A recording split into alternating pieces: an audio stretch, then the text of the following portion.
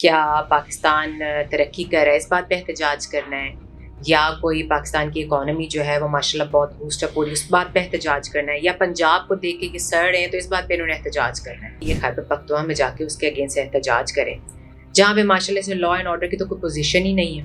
ٹھیک ہے. وہاں پہ 80% دہشت گردی ان کی وجہ سے ہے.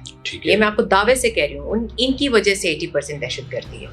وہاں پہ آپ بچوں کے اسکولوں کی حالت دیکھ لیں، چار دیواری نہیں ہے، واش رومز وہاں پہ نہیں ہے. 73% بچے جو ہے میٹرک سے پہلے پڑھائی چھوڑ دیتے ہیں کیونکہ حالت ہی ماشاء اللہ وہاں پہ ایسی ہے.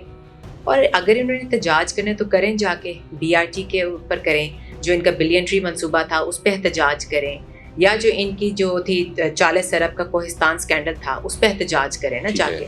انتشار پھیلانے میں یہ ماہر ہے، ان کو بس موقع چاہیے. بسم اللہ الرحمن الرحیم. آپ دیکھ رہے ہیں آزاد ڈیجیٹل اور میں ہوں احمد بڑائچ آپ کی خدمت میں حاضر ہیں. اور اب جانتے ہیں ناظرین کہ پاکستان کی جو سیاست ہے اس میں پھر سے ہلچل جاری ہے، اور ایک طرف جو ہے وہ مذاکرات کی باتیں ہو رہی ہیں، اور دوسری طرف جو ہے وہ پاکستان تحریک انصاف نے 8 فروری کو احتجاج کی کال دے دی ہے. تو یہ مذاکرات بھی چلیں گے ساتھ ساتھ اور یہ احتجاج بھی ہوگا.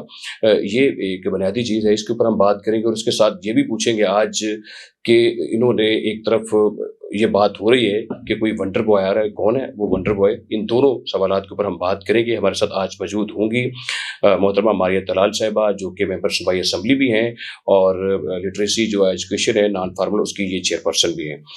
تو میڈم کیسے ہیں آپ؟ ٹھیک ہیں جی السلام علیکم. بالکل بہترین. اچھا مجھے آپ یہ بتائیے کہ سننے میں آ رہا ہے کہ مذاکرات جو ہیں وہ ہو رہے ہیں دونوں پاکستان تحریک انصاف کے درمیان بھی، گورنمنٹ کے درمیان بھی. تو مذاکرات جب ہو رہے ہیں تو پھر احتجاج کی کیا ضرورت ہے؟ اور 8 فروری کو یہ احتجاج کرنے جا رہے ہیں، تو کیا یہ احتجاج کے لیے موزوں حالات ہیں؟ اور اس وقت آپ کو لگتا ہے کہ ان کا احتجاج کوئی کامیاب ہو جائے گا؟ اور دوسری طرف یہ بھی سننے میں آ رہا ہے کہ 8 فروری کو آپ نے بڑی یعنی کہ پوری ہوشیاری کے ساتھ یہ بھاپتے ہوئے کہ احتجاج ہوگا، آپ نے کوئی پتنگ بازی کا کوئی تہوار رکھا ہے، تو پتنگ بازی میں کہیں PTI کی کوئی رنگ بازی تو نہیں ہوتی نظر آ رہی ہے آپ کو؟ ان کو تو خیر یہ بڑے شوقین ہیں احتجاج کرنے کے، بڑے ان کا تو دل کرے یہ ہر وقت ہی کرتے رہتے ہیں. بٹ میں آپ سے یہ سوال پوچھتی ہوں کہ مجھے آپ یہ بتائیں کہ احتجاج کرنا کیوں چاہتے ہیں؟ وجہ کیا ہے ان کے احتجاج کرنے کی؟ کیا پاکستان ترقی کر رہا ہے اس بات پہ احتجاج کرنا ہے، یا کوئی پاکستان کی اکانومی جو ہے وہ ماشاء اللہ بہت بوسٹ اپ ہو رہی ہے اس بات پہ احتجاج کرنا ہے؟ بات تو یہ آتی ہے نا کہ احتجاج کرنا کیوں انہوں نے. میں تو آپ سے یہ کہتی ہوں کہ اگر انہوں نے احتجاج کرنا ہے تو ان سے آپ کہیں کہ یہ خیبر پختونخوا میں جا کے اس کے اگینسٹ احتجاج کریں جہاں پہ ماشاء اللہ سے لا اینڈ آرڈر کی تو کوئی پوزیشن ہی نہیں ہے. ٹھیک ہے. وہاں پہ 80% دہشت گردی ان کی وجہ سے ہے.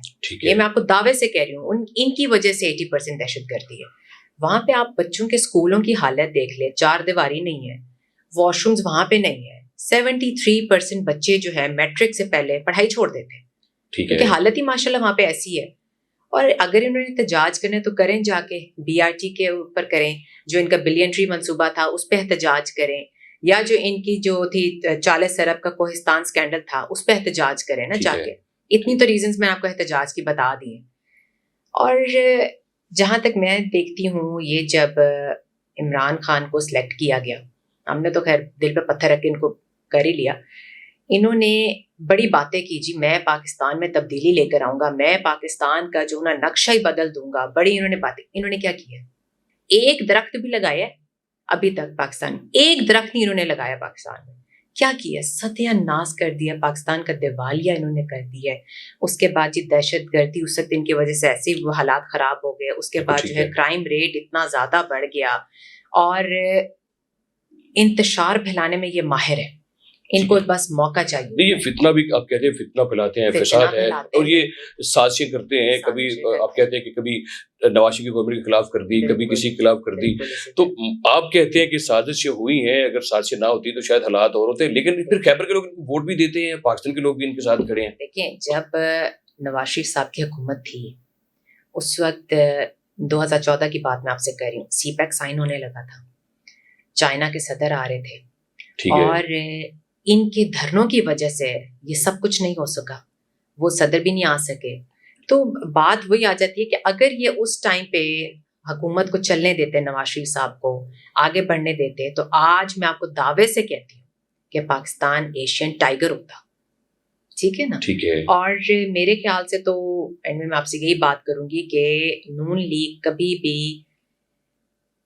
انتشار پھیلاتی نہیں ہے. نون لیگ ہمیشہ جو ہے تعمیری سیاست کرتی ہے, اور آپ کے سامنے ہی ہے ماشاءاللہ جو آج مریم نواز شریف صاحبہ جو ہیں کیا کام کر رہی ہیں. پنجاب کا انہوں نے رنگ ہی بدل دیا ہے. خوشحالی پنجاب میں ہے, ترقی پنجاب میں ہو رہی ہے. آپ وہ کمپیئر کر لینا جا کے ان کے جو ان کا صوبہ ہے وہاں سے کمپیئر کر لیں آپ اس کو, تو میرے خیال وہاں پر تو کھنڈرات بھی ہیں, کیا کمپیئر کرنا ہے وہاں پہ, تو حالات ایسے ہیں.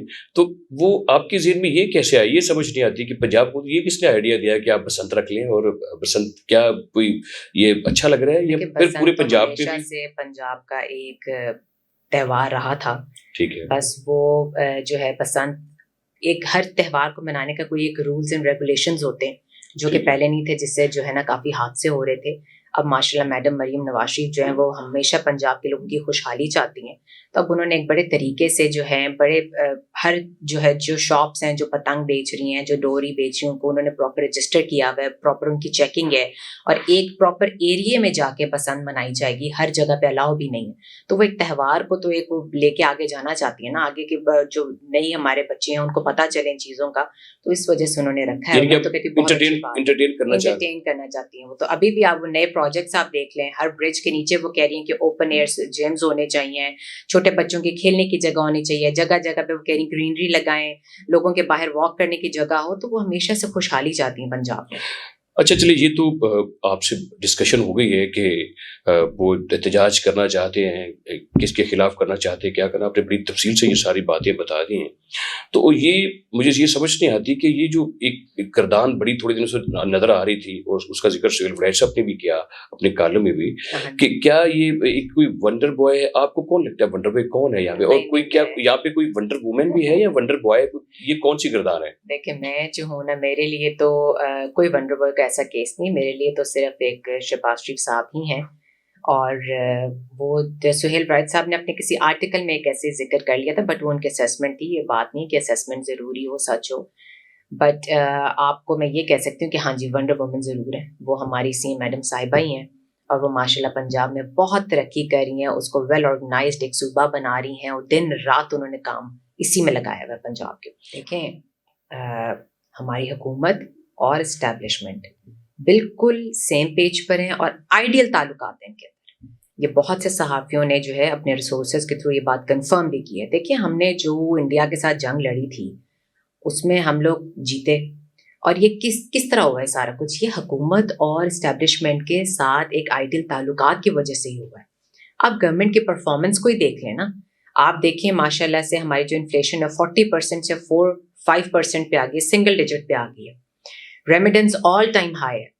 اسٹاک مارکیٹ جو ہے ماشاء اللہ 2 لاکھ کے قریب پہنچ گئی ہے, اور ایکسپورٹس کو بہتر بنانے کے لیے بھی اب ایک کمیٹی بن چکی ہے, اور آپ کو بہت جلد ایکسپورٹس میں بھی بہتری نظر آئے گی. تو یہ سب کچھ جو ہے ایسے تو نہیں ہوتا نا, یہ تو ظاہری بات ہے جب تک حکومت اور اسٹیبلشمنٹ کا ایک ساتھ مل کے کام کرنا نہیں ہوگا تو کیسے پاکستان ترقی کر سکتا ہے. اور اب آج کل ماشاء اللہ پاکستان دنیا میں سب سے ٹاپ پہ جا رہا ہے ماشاء اللہ.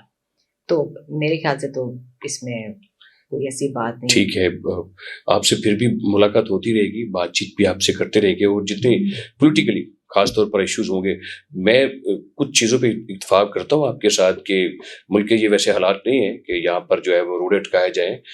جنگ جیتنے کے بعد جو ہے پاکستان ایک بڑی اڑان بھری ہے. میں آپ کو بھی ایک اور بھی یہ بات بتا دیتی ہوں کہ دیکھیں جب یہ عمران خان اپنی یہ چھوڑ کے گئے ہیں تو پاکستان اس وقت $1 کے لیے باقی ملکوں سے بھیک مانگ رہا تھا. ٹھیک ہے, اب $21 ارب جو ہے ہمارے پاس ریزرو پڑا ہوا ہے. بالکل ٹھیک ہے, آپ کو ترقی نظر آ رہی ہے, ہر جگہ سے ترقی نظر آ رہی ہے. لیکن ویسے میرے خیال سے جاتے جاتے میں یہ ضرور بیچ میں ایڈ کر دوں, اس میں کوئی شک نہیں ہے کہ پاکستان کی سیاسی اور عسکری تاریخ میں یہ آئیڈیل تعلقات ہیں اسٹیبلشمنٹ کے. اور کل آپ نے دیکھا کہ جس طرح پورا ایک دنیا دیکھ رہی ہے کہ جس طرح پریزیڈنٹ ٹرمپ جو ہیں وہ ایسے اشارے کر رہے تھے ان کو فیلڈ مارشل کو, اور مسکرا کر ان سے بات چیت کر رہے تھے, جو غزہ کا ایک پیس بورڈ بنا ہے جہاں پر وزیر پاکستان بھی موجود ہیں. تو اس میں کوئی شک نہیں ہے, لگتا بھی یہی ہے کہ پاکستان کی سیاسی اور عسکری قیادت سیم پیج کے اوپر ہے, ان کو سیم پیج پر رہنا چاہیے. یہ رہیں گے تو پاکستان ضرور آگے بڑھتا رہے گا. آپ سے ملاقات ہوتی رہے گی. بہت شکریہ. آپ کا ڈیزینیشن بہت تھوڑا سا مشکل ہے, وہ نان فارمل ایجوکیشن والا. آپ خود ہی بتا دیجیے ذرا کیا ہے وہ. آپ چیئر پرسن ہیں, چیئر پرسن ہوں literacy and non formal education department. جی آپ نے سن لیا ان کا ڈیزینیشن بھی کہ یہ کیا ہے، ان کے منہ سے سن لیا. یہ ماریہ طلال صاحبہ کا بہت شکریہ، آپ تشریف لائے یہاں پر. یہ ممبر صوبائی اسمبلی بھی ہیں اور نان فارمل ایجوکیشن کی یہ چیئر پرسن بھی ہے پنجاب میں. تو پھر کسی نئے دن کسی نئے اسٹوری کے ساتھ، اسٹوری یہی ہوگی کہ یہ کیا کر رہے ہیں. محمود خان اچکزئی کو اپوزیشن لیڈر بنا دیا، اس کو راجہ ناصر کو بنا دیا. دونوں کا پاکستان تحریک انصاف کے ساتھ کوئی دور دور تک کوئی تعلق نہیں، اور بانی کے پاس ایک بندہ بھی ایسا نہیں ہے کہ جس کو وہ ٹرسٹ کر کے کسی آئینی عہدے پر بٹھا سکے. دیکھتے رہیے آزاد ڈیجیٹل.